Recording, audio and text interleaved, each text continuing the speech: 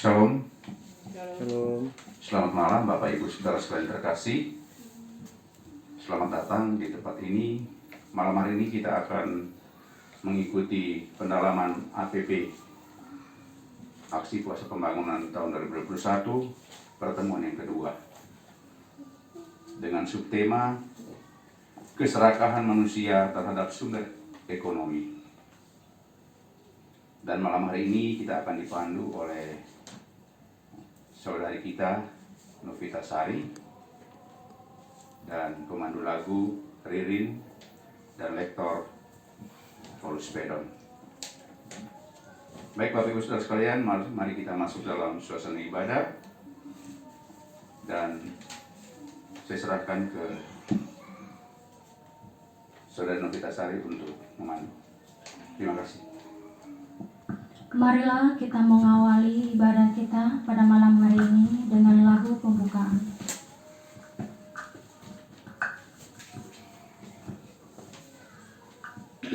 Lagu pembuka Nada Bakti 488 atau dari lembaran nomor 3.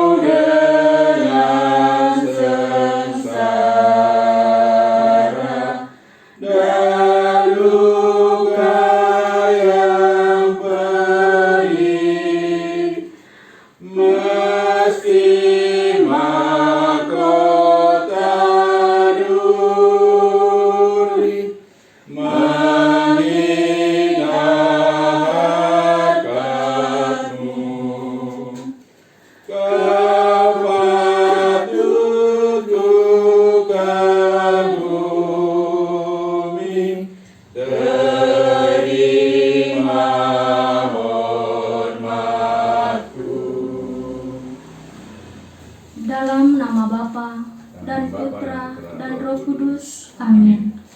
Semoga rahmat Tuhan kita Yesus Kristus, cinta kasih Allah dalam persekutuan Roh Kudus selalu menyertai kita sekarang dan selama-lamanya.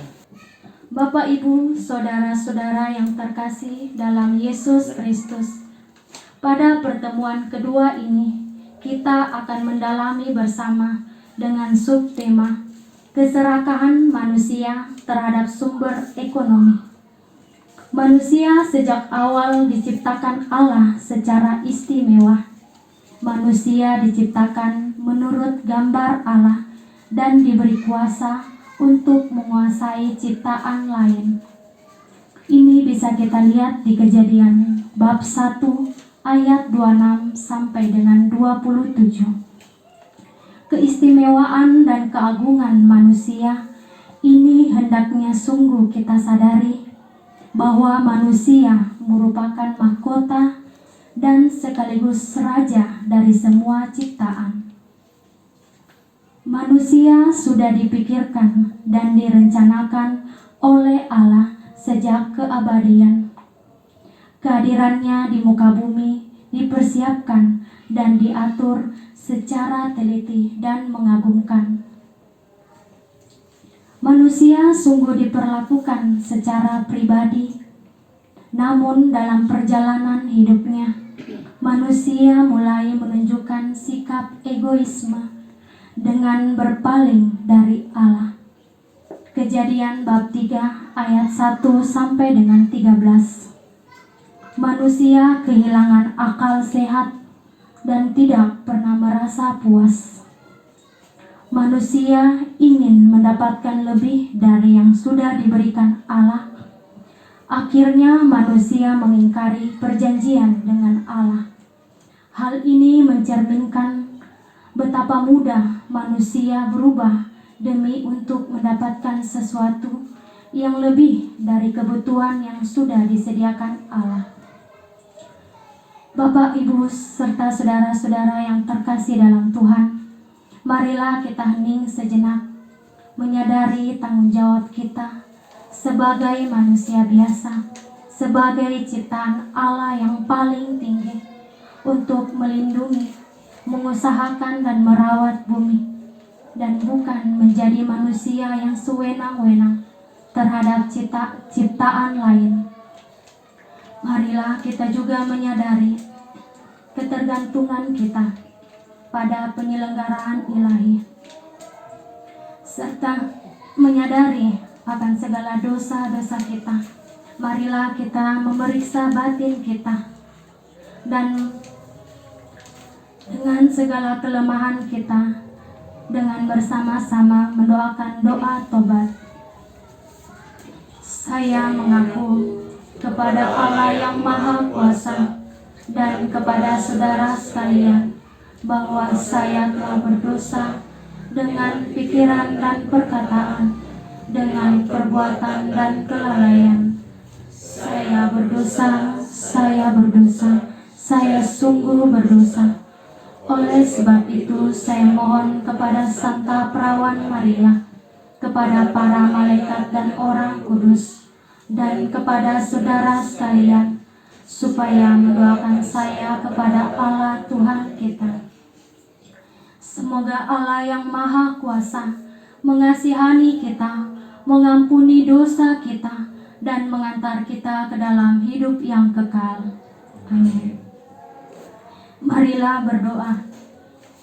Ya Allah, Bapa yang Maha Murah, kami bersyukur atas kelimpahan rahmat kasih-Mu yang tak pernah habis dan selalu baru setiap hari.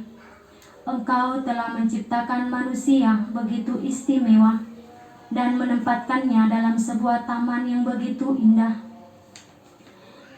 Engkau memikirkan kelangsungan hidup manusia dengan menyediakan segala sesuatu yang dibutuhkan manusia.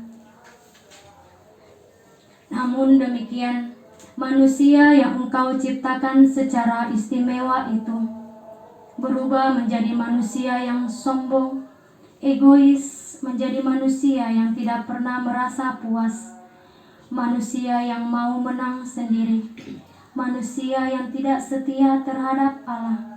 Hadirlah di tengah kami saat ini ya Tuhan. Dampingilah dan bimbinglah kami di jalan yang Engkau kehendaki. Jauhkanlah kami dari sikap egoisme, sikap sombong, dan mau menang sendiri. Semoga sepanjang masa Prapaskah ini kami sungguh-sungguh bertobat dan melakukan buah-buah pertobatan dalam hidup sehari-hari demi Yesus Kristus Putra-Mu, yang bersama Dikau dan Roh Kudus hidup dan berkuasa kini dan sepanjang masa. Amin. Kita mendengarkan bacaan.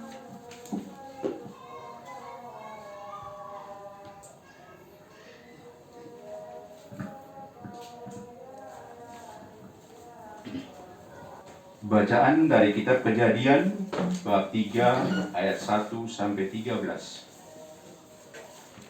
Manusia jatuh ke dalam dosa. Adapun ular, ialah yang paling cerdik dari segala binatang yang di darat yang diciptakan oleh Tuhan Allah.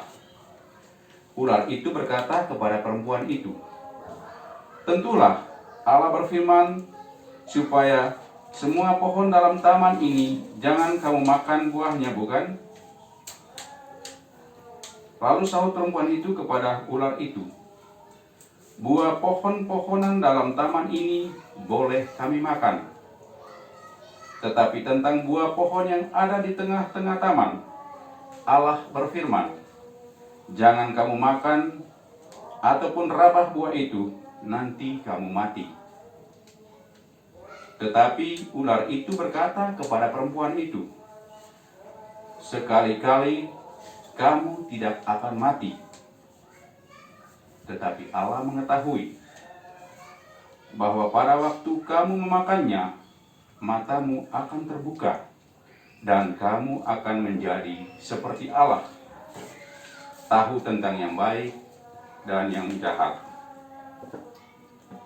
Perempuan itu melihat bahwa buah pohon itu baik untuk dimakan dan sedap kelihatannya. Lagi pula pohon itu menarik hati. karena memberi pengertian. Lalu ia mengambil dari buahnya dan dimakannya, dan diberikannya juga kepada suaminya yang bersama-sama dengan dia, dan suaminya pun memakannya.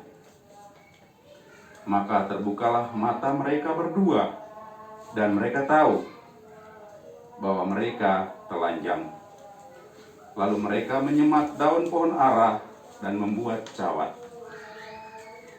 Ketika mereka mendengar bunyi langkah Tuhan Allah yang berjalan-jalan dalam taman itu pada waktu hari sejuk, bersembunyilah manusia dan istrinya itu terhadap Tuhan Allah di antara pohon-pohonan dalam taman.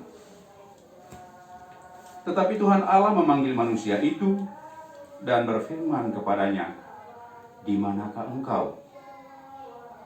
Ia menjawab, "Ketika aku mendengar bahwa engkau ada di dalam taman ini, aku menjadi takut karena aku telanjang. Sebab itu aku bersembunyi." Firman-Nya, "Siapakah yang memberitahukan kepadamu bahwa engkau telanjang? Apakah engkau makan dari buah pohon yang kularang engkau makan itu?" Manusia itu menjawab, "Perempuan yang kau tempatkan di sisiku, dialah yang memberi dari buah pohon itu kepadaku, maka ku makan." Kemudian berfirmanlah Tuhan Allah kepada perempuan itu, "Apakah yang telah kau perbuat ini?" Jawab perempuan itu, "Ular itu yang memperdaya aku, maka ku makan." Demikianlah sabda Tuhan. Syukur kepada Allah. Selamat malam Bapak, Ibu, serta saudara-saudara yang kasih Tuhan. Pada malam hari ini kita sudah mendengarkan bersama-sama bacaan kitab suci yang diambil dari Kejadian, yaitu dengan perikop manusia jatuh ke dalam dosa. Pada malam hari ini saya akan membacakan beberapa pertanyaan untuk sebagai perenungan bagi kita semua pada malam hari ini. Dalam perikop bacaan kitab suci pada malam hari ini, kitab suci menggambarkan bagaimana tentang ular. Ular adalah binatang yang paling cerdik yang diciptakan Tuhan pada saat itu. Bagaimana kecerdikan ular digambarkan dalam kitab suci, yaitu ular memperdaya perempuan dengan memutarbalikkan pernyataan Allah. Apa yang dikatakan ular kepada perempuan itu? Ular itu mengatakan, "Sekali-sekali kamu tidak akan mati, tetapi Allah mengetahui bahwa pada waktu kamu memakannya, mata kamu akan terbuka dan kamu akan menjadi seperti Allah, tahu tentang yang baik dan yang jahat." Keempat, bagaimana kitab suci menggambarkan pelanggaran manusia terhadap perintah Allah. Perempuan yang mengambil buah yang dilarang dan memakannya, dan diberikan juga kepada suaminya untuk dimakan. Apa yang terjadi setelah manusia memakan buah yang dilarang itu? Mata mereka terbuka, dan mereka tahu, dan mereka sadar bahwa mereka sedang telanjang. Apa yang dilakukan manusia pada saat Allah meminta pertanggungjawaban terhadap pelanggaran yang mereka lakukan? Mereka masing-masing berdalih dan saling mempersalahkan satu sama lain. Hukuman apa yang diberikan Tuhan terhadap ular? Ular menjadi binatang terkutuk, berjalan dengan perut, makanannya adalah debu. Poin ke-8, hukuman apa yang diberikan Tuhan kepada wanita? Wanita akan banyak mengalami kesusahan pada saat mengandung, kesakitan pada saat waktu melahirkan. Hukuman apa yang diberikan Tuhan terhadap manusia? Tanah itu dikutuk sehingga susah untuk mencari rezeki, yang tumbuh adalah semak duri, rumput, mencaci makan dengan peluh. Sebagai penegasan dari perenungan, dalam kisah ini kita melihat bahwa laki-laki dan perempuan terbawa oleh keinginan dari hawa nafsu yang melampaui batas yang membawa mereka melanggar dari perintah Allah. Manusia tahu dan sadar bahwa memakan buah pengetahuan yang dilarang oleh Tuhan, tetapi karena digoda oleh ular, akhirnya mereka jatuh dalam pelanggaran. Kejatuhan itu membuat situasi yang dahulu harmonis, yang dilambangkan situasi Taman Eden, berubah menjadi situasi yang tidak harmonis. Relasi baik antara manusia dan Tuhan, manusia dengan istrinya, manusia dengan alam menjadi hancur akibat keinginan yang tak terkendali dari manusia. Terjadi situasi saling mempersalahkan dan saling melempar tanggung jawab. Manusia mempersalahkan Tuhan, ia juga mempersalahkan istrinya. Istrinya mempersalahkan ular, masing-masing mau melepas tanggung jawab dan mencari kambing hitam. Ketidaksetiaan manusia yang semakin diperparah dengan nafsu yang tidak terkendali menjadi faktor yang menjerumuskan manusia dalam dosa, mengakibatkan kekacauan dan kehancuran. Ketidaksetiaan manusia pada Allah dan nafsu yang menguasai serta membutakan mata hati manusia merupakan godaan terbesar bagi manusia, sehingga merusak kehidupannya sendiri dan seluruh masa depannya. Jikalau manusia tidak berhati-hati serta tidak taat kepada perintah Allah, dan sebaliknya, kalau manusia hanya mengikuti keinginan diri serta nafsu yang tanpa batas, maka manusia pun akan jatuh dalam keserakahan dan kehancuran di berbagai aspek kehidupan, terutama di bidang sosial dan ekonomi. Nafsu manusia yang tak terkendali ini menimbulkan berbagai macam penyakit manusia modern. Yang pertama, mentalitas materialisme adalah kehausan dan kerinduan untuk menumpuk kekayaan, uang dengan mengukur segala sesuatunya dengan materi. Yang kedua, mentalitas hedonisme ialah menjadikan kenikmatan sebagai tujuan segalanya. Yang penting nikmat, semangat berkorban bagi sesama menjadi sirna.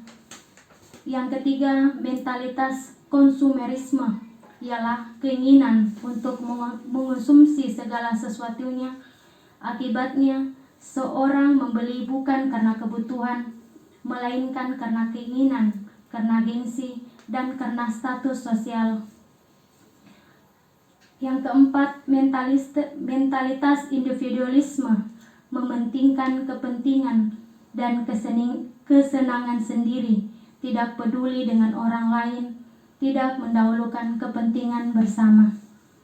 Yang kelima, mentalitas relativisme moral, tidak ada nilai yang dianut dan diterima secara universal. Semua serba relatif dan mengarah pada sikap permisif dan serba boleh.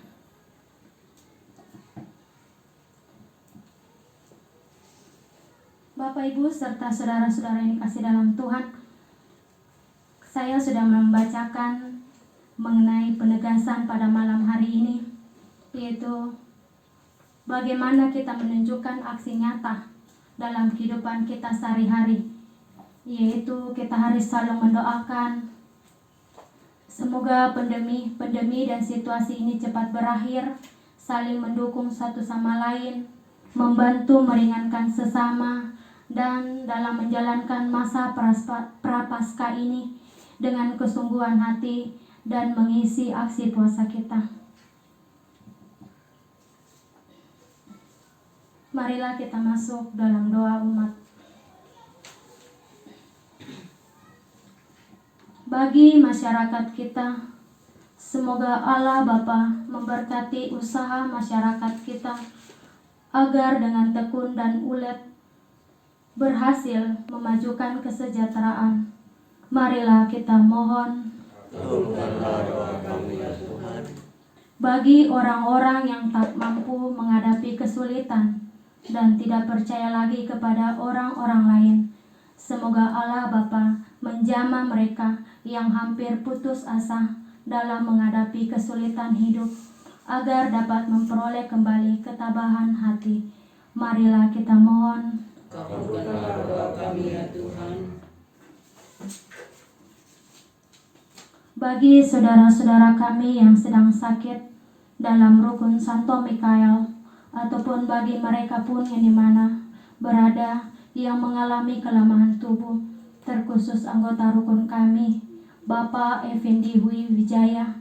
Semoga Bapak Effendi mengalami rahmat kesembuhan, serta operasinya dapat berjalan lancar melalui campur tangan Tuhan. Marilah kita mohon. Kabulkanlah doa kami ya Tuhan.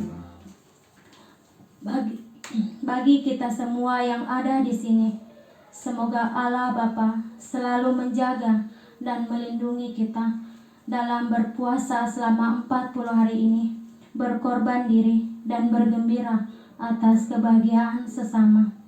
Marilah kita mohon. Kabulkanlah doa kami ya Tuhan.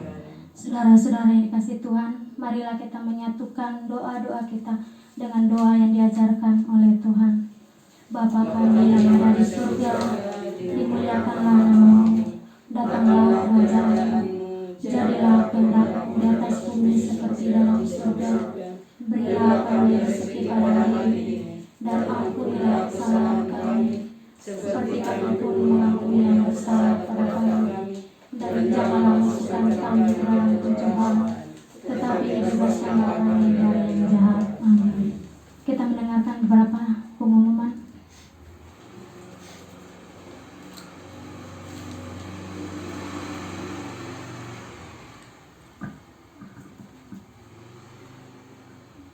Bapak Ibu Saudara sekalian, ada satu penyampaian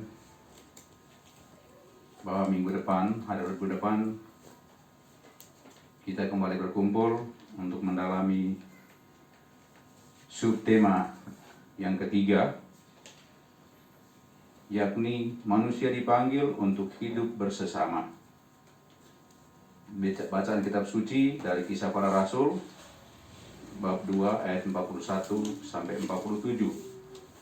Pemandu adalah Ibu Dina Bergida, lektor Novita Sari, dan pemimpin lagu Ririn. Demikian penyampaian.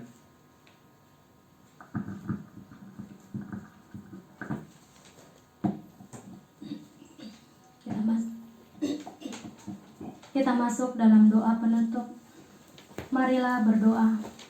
Ya Allah, Bapa yang Maha Baik, kami bersyukur atas segala sesuatu yang Engkau berikan kepada kami. Engkau menciptakan manusia begitu mulia dan menyediakan segala sesuatu untuk menunjang kebutuhan hidup manusia. Namun manusia tidak setia, menjalankan statusnya sebagai makhluk yang paling luhur.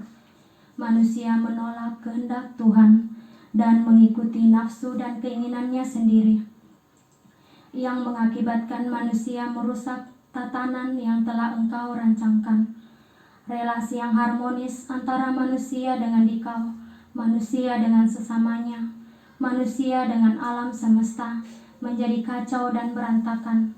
Berilah kami kekuatan ya Tuhan untuk selalu setia kepadamu dan menjalankan apa yang Engkau kehendaki dan rencanakan bagi kebahagiaan kami umat-Mu. Demi Yesus Kristus Putra-Mu, Tuhan dan pengantara kami, yang hidup dan berkuasa, kini dan sepanjang segala masa. Amin. Saudara-saudara yang terkasih, sebelum mengakhiri ibadat sabda kita, marilah kita menundukkan kepala memohon berkat Tuhan. Semoga Tuhan memberkati kita, melindungi kita terhadap dosa dan mengantarkan kita ke dalam hidup yang kekal. dalam nama Bapa dan Putra dan Roh Kudus. Amin. Saudara-saudara yang terkasih, dengan demikian ibadat pendalaman iman aksi puasa pembangunan dengan subtema keserakahan manusia terhadap sumber ekonomi sudah selesai. Syukur kepada Allah. Marilah kita pulang untuk diutus. Amin. Lagu penutup. Sebagai lagu penutup, Mada Bakti 366 di lembaran nomor 4. Ya Tuhan, kami datang meskipun hati resah, karena kami bersalah semua. Pada dikau, pada teman, pada kawan serta lawan, karena kami bersalah semua. Di dalam sikap benci dan hasrat cita diri, pantaskah kami